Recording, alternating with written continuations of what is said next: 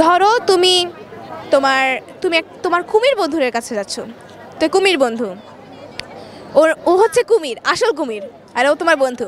তখন তুমি যাচ্ছ, কিন্তু হঠাৎ করে তোমাদের বন্ধুত্ব ভেঙে গেল, শত্রুতা হলো।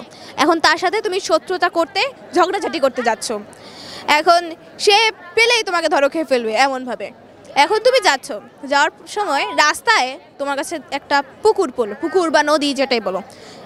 এখন তুমি এটা কীভাবে পার হবে? কোনো ব্রিজ নেই, কোনো নৌকা নেই, কোনো ফেরি নেই, কোনো লঞ্চ নেই, কিচ্ছু নেই, কীভাবে পার হবে? কুমিরের বন্ধুর কাছে যাচ্ছ, কিন্তু এটা মাথায় রেখো, কুমির বন্ধুর কাছে যাচ্ছ এবং মাঝখানে তোমার একটি নদী পড়লো।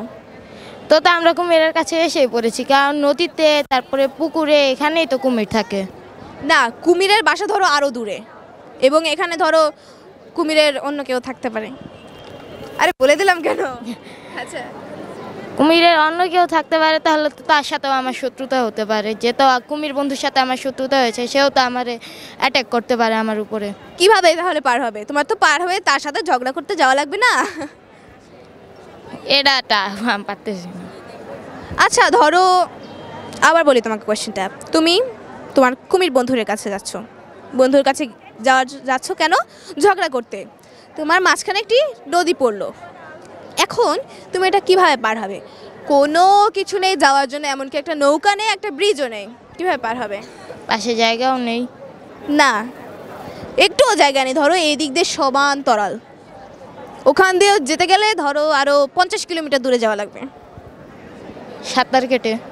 সাঁতার কেটে কীভাবে যাবে?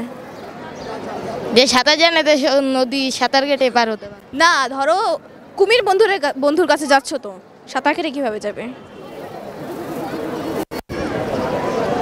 কুমির তো পারলে তোমাকে খেয়েই ফেলবে, এখন সাঁতার কেটে কীভাবে যাবে?